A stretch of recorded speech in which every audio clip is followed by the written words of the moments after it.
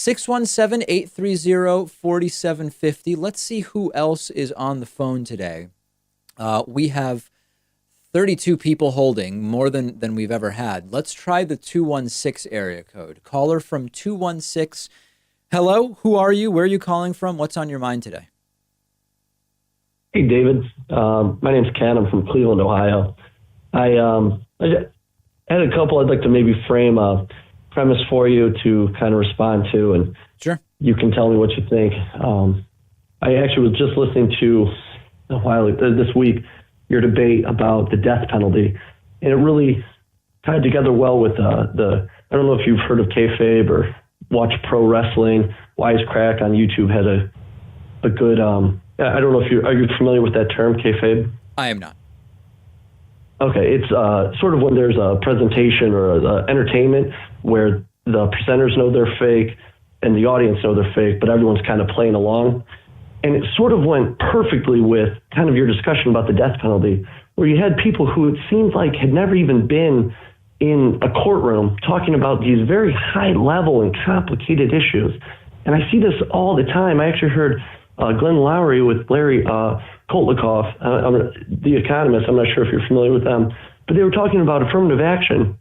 And Larry talks about, how just a very basic, and meanwhile, Glenn's like, oh, what if we just get rid of it? And Glenn's point is very well taken in with all the different intricacies of it. And I guess what I think is these issues that we're talking about, when you talk about $15 minimum wage, affirmative action, universal health care, things like this, they're just too complicated.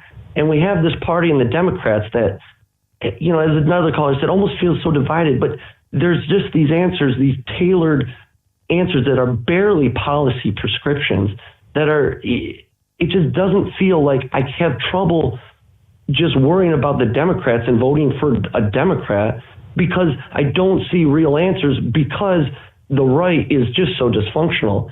But I have a problem with the Democrats because we're not able to make these holistic policies because they're worried about getting enough votes to compete with Republicans. I don't know if that makes any sense.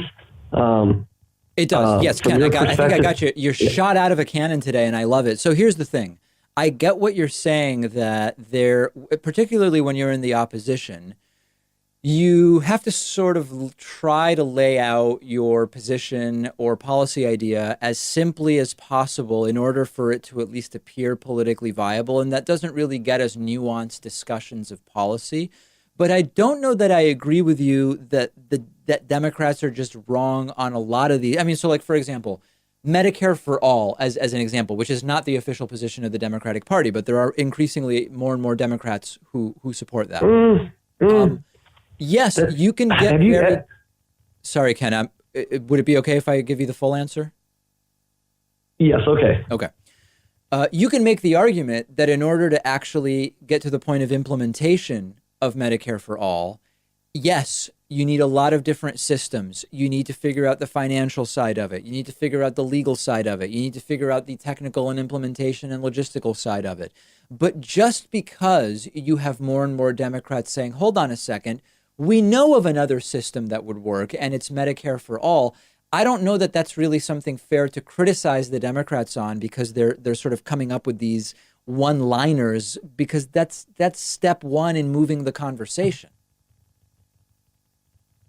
Okay, yes, that's a great answer. But where I disagree with you, and I don't know if you've looked into many of the races, is the Democrats have a tough time with Medicare for all, the established Democrats.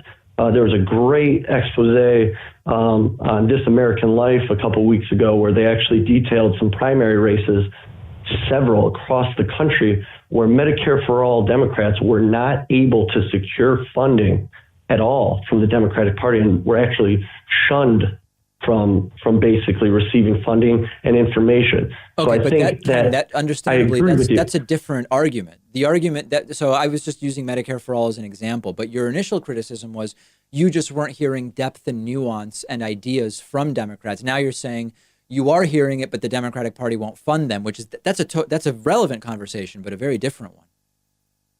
Well, I think it's intertwined, because you can't have the conversations within the Democratic Party, because the special interests within the Democratic Party are more interested in one-liners. And maybe it isn't Medicare for all, but and I do agree with your premise that obviously you want. Okay, and with that pop, we lost Ken. We may have gotten as far as we were going to go.